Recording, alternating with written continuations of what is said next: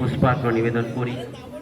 মঞ্চে উপস্থিত মাননীয় সভাপতি মহাশয় এবং মঞ্চে আরও অন্যান্য সমস্ত অতিথিবৃন্দ যারা মঞ্চকে আলোকিত করেছে, যারা প্রত্যেকে নিজ নিজ কর্মক্ষেত্রে এক একটা স্তম্ভ, তাদের সকলের চরণে প্রণাম নিবেদন করি।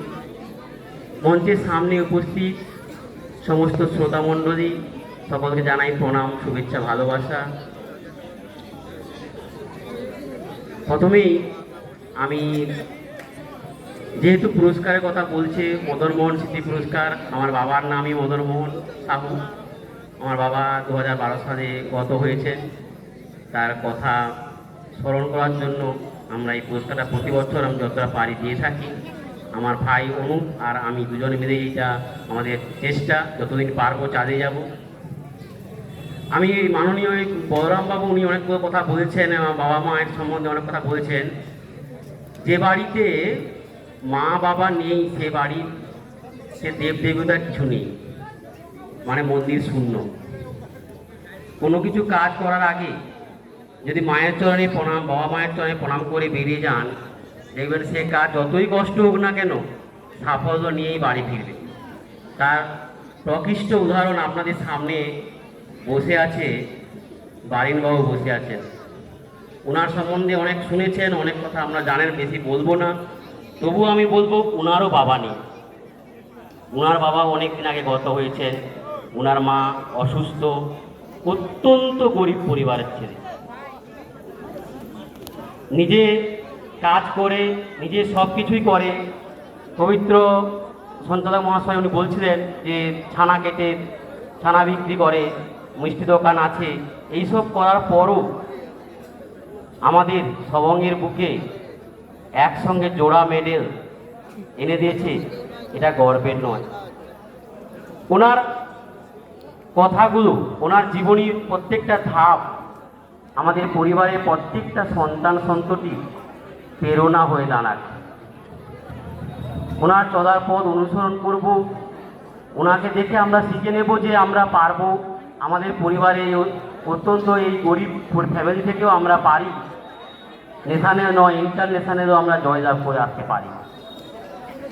এই মঞ্চে বেশ কয়েক বছর আগে আপনারা জানেন সাগরিকা হাজরা বলে একটা মেয়েকে আনা হয়েছিল। অলিম্পিকে সাঁতারে স্বর্ণপদক নিয়ে এসেছিল। সেও অত্যন্ত গরিব ফ্যামিলির মেয়ে ছিল।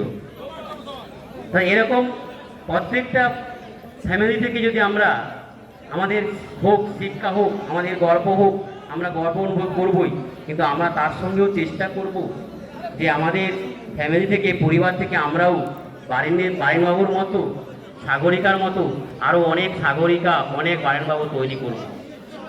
তাহলে আমাদের এই কোরদা ইউনিভার্সাল স্পোর্টস অ্যান্ড কালচারাল অ্যাসোসিয়েশনের যে লক্ষ্য, আমাদের এই কমিটির যে লক্ষ্য, আশা করি পূরণ হবে। আমাদের এই অ্যাসোসিয়েশনের প্রত্যেকটি সদস্য অত্যন্ত অক্লান্ত পরিশ্রম, শুধু এই 7-8 দিনের পরিশ্রম নয়, সারা বছর ধরে তারা বিভিন্ন জায়গায় কাজ করে। কাজ মানে কাজ, যেই কাজ শুনলে আপনারা হয়তো ভাববেন কি করে করে তারা।